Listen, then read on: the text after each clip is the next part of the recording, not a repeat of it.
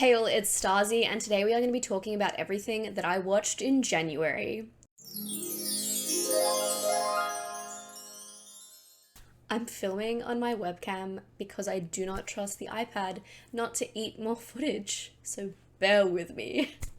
I think I watched 8 movies and I started and completed 3 anime in January, so that's what we're going to be talking about.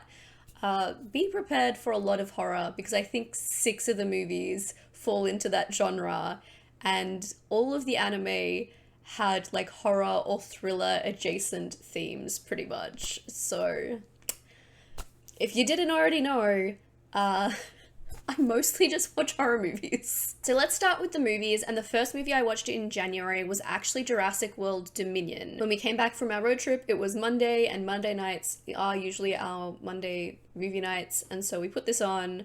And since it was at the end of our road trip and we were very tired, I don't know how much of this I actually took in. That, and maybe it wasn't the most memorable movie ever. Like, I really love the Jurassic franchise in general, and it was really cool in this movie you do see some of those like original characters come back, but the movie itself was kind of like just fine.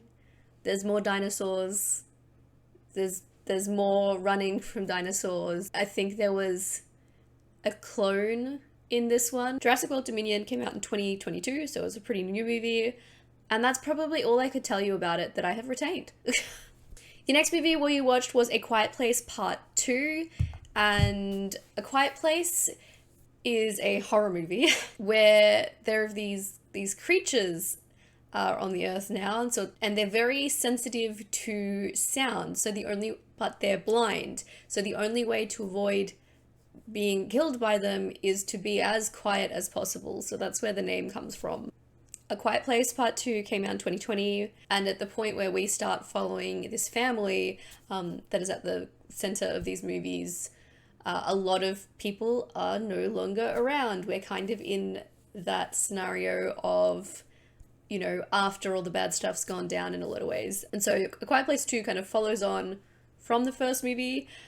I kind of felt like this one wasn't as impactful as the first movie. Like, some of it was just more of the same. Again, it was a movie that felt just like fine to me. You know, the next movie I watched, however, I really, really liked. We watched The Menu, and The Menu came out in 2022. I think this came out quite late in the year as well. I kept seeing like clips of it all over my TikTok, which made me really want to watch it. And again, this is a movie that kind of falls into the horror genre, although I know some people will try and debate that, but at the heart of it, like, it is a horror movie. But we've got this like group of rich people who go to this island for this very exclusive experience of eating at the restaurant of this very famous chef. And, you know, things go down. It's not that straightforward. It's saying kind of a lot about art, maybe also a bit of a criticism of class in some ways, but it's a really interesting movie. There were just a lot of like really effective visuals, and I don't know, something about this movie just kind of spoke to me, I guess. I don't know.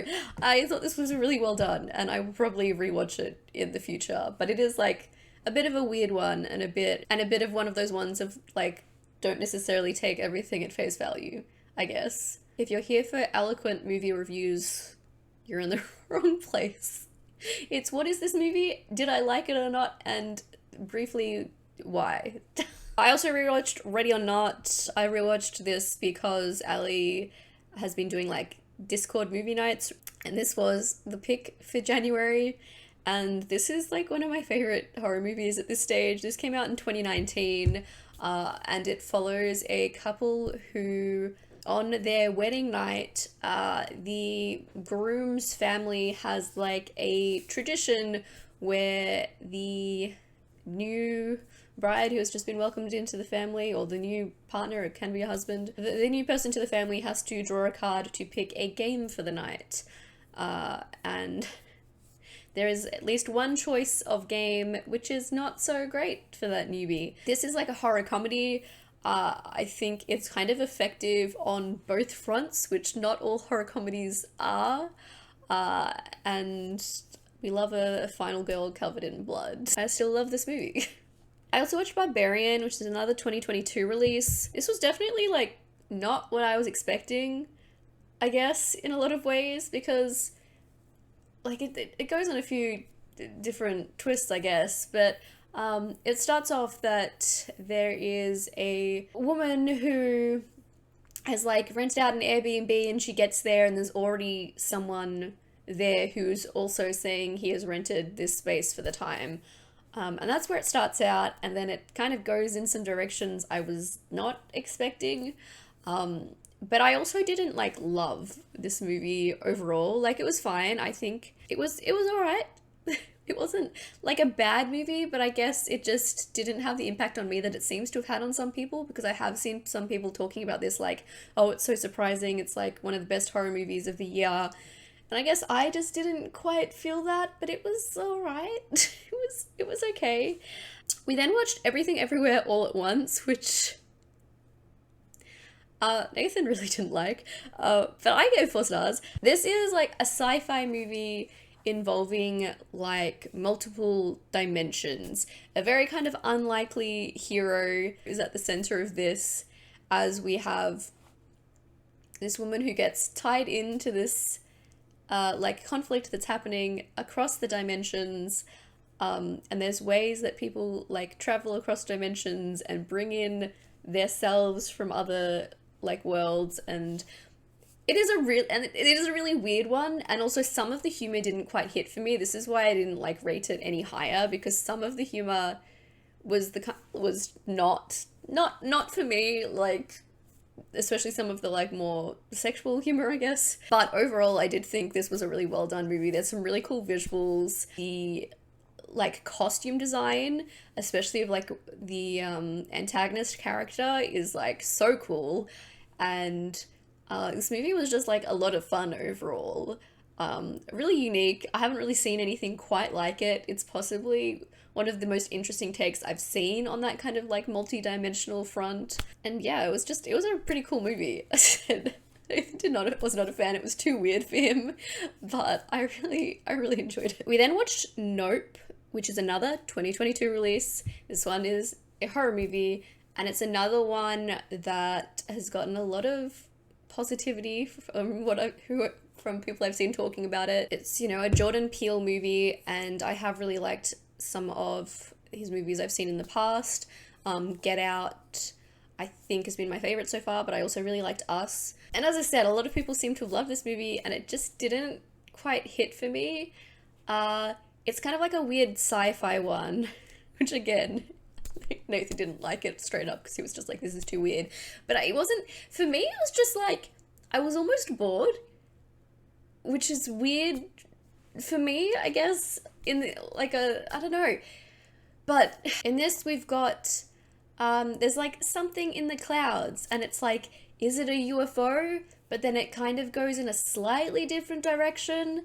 But it's kind of like very slow, and look, again, like it's shot well and like the sound's effective, but I feel like the narrative just didn't grip me personally, I guess. Like, I could see what it was trying to do, and again, like many of these other movies, there's a lot of like interesting themes being explored, but just the narrative, like it just didn't grab me, and I kind of came out of a movie being like, okay, sure. I mean, I guess like that type of sci-fi stuff probably isn't my favorite either, which doesn't help, but I feel like I'm missing something. I don't know. I didn't love it personally, and I feel like that's an unpopular opinion within, you know, like horror watchers at least. And then the last movie I watched was X, which is another one of those movies that's a horror movie, but I think it's another one people have like debated whether that's horror. Honestly, that whole discussion is just a waste of time in a lot of times. But in this, we have a group of people in like the 70s, I think, who go to stay somewhere to film, to film an X-rated film. And there's a couple who they're like renting this place off, Uh, and yeah, they're not a very friendly old couple. Let's just say that. This is another one I kind of felt just fine about, I guess. Obviously, the nature of like the plot of it, there's some nudity and stuff in there, which is fine. It's whatever. And some of the characters were interesting, but again, I just felt kind of like okay at the end of it. I do really want to watch Pearl though, but I doesn't seem like I can watch that in Australia yet, at least not when I checked after watching this movie, so we'll see. But yeah, I guess there were only a couple of things that I watched in the month that I really liked, and then like one rewatch that I obviously loved, and a lot of things I felt like, oh, that was fine, that's good, I guess, about. So that was the movies. I also got back into anime a little bit. I watched through 3 entire anime. They were relatively short, but still. So first of all, I watched through Kakegurui, which is on Netflix, and it just has 2 seasons, I think it was. This is set at like a school where gambling's a big thing, and like first of all, I just have to.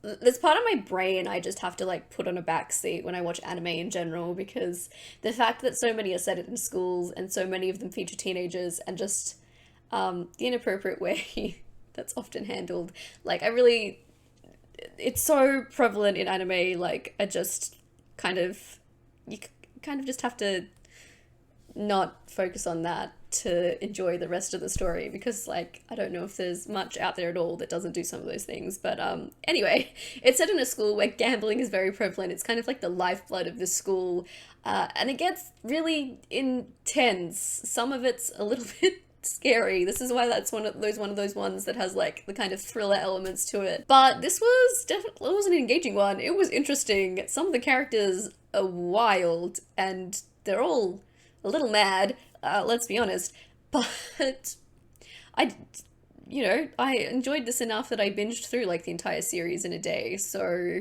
that kicked me off on my return to anime, I guess. It's also, one of the reasons I wanted to watch this too was because it's one I see like cosplayed a lot. Like I see a lot of videos on it, because I cosplay, and so I see a lot of cosplay content, and I always see these red uniforms, and now I've finally watched the show. I don't know that I'd put it in one of my favorites. But I liked it a lot more than I was expecting to. I was surprised because like gambling isn't really my thing, so I wasn't expecting much, but everything else that was going on with it and like the high stakes of it, not in a gambling sense, but in every other way. Yeah, it was an interesting time.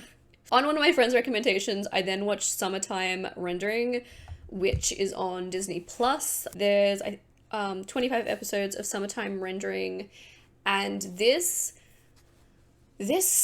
involves like shadow selves, like these kind of creatures that are mimicking the appearance of people and like killing people, and various other things going on. I don't know whether that's slight spoilers, but you do kind of immediately go there. From the get-go, all you really know, I guess, is that someone's friend has died, and so he returns to where he grew up for her funeral, and then he starts discovering all this other stuff is happening. There's also like a time loop element, which was really interesting. It's again one of those things that I feel like is so overdone, and I often don't like time travel and time loop stuff because my mind just starts going, none of this makes sense and whatever, but this was interesting, and this could get pretty dark.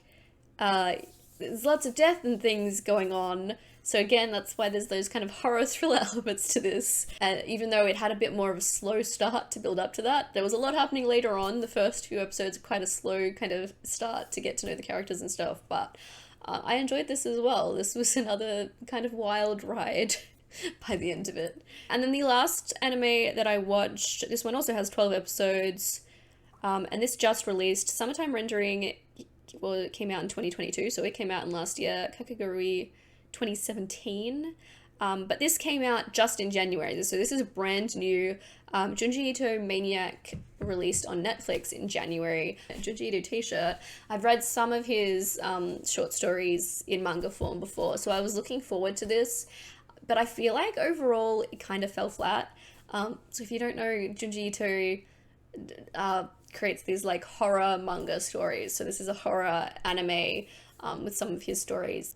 And first of all, I feel like the art just didn't translate to anime. Like, obviously, when you go to an anime versus a manga, sometimes it has to be a lot more simplistic. So visually, it just wasn't as cool, which was one thing a lot of the time.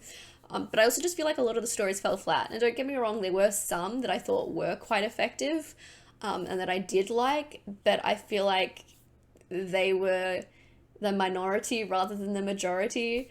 So I was a little disappointed with this overall. There were some episodes that would just end and it was like, oh, that's it. That's okay. So yeah, a little bit mixed feelings of this. Overall, it fell a little flat for me, a little disappointed. But I've seen other people who really enjoyed it. So again, maybe I'm in the minority there. But personally, would recommend just reading the manga because it wasn't my fave. Wasn't my fave. But yeah, that is everything that I watched in January. I didn't watch any TV or anything outside of those 3 anime. So unless you count, my YouTube binging, that's everything I watched. Let me know if you've watched any of these and what you thought of them, or, let me know your favorite movie or other media from January. And otherwise, I will catch you next time. TT fan and Starzy out.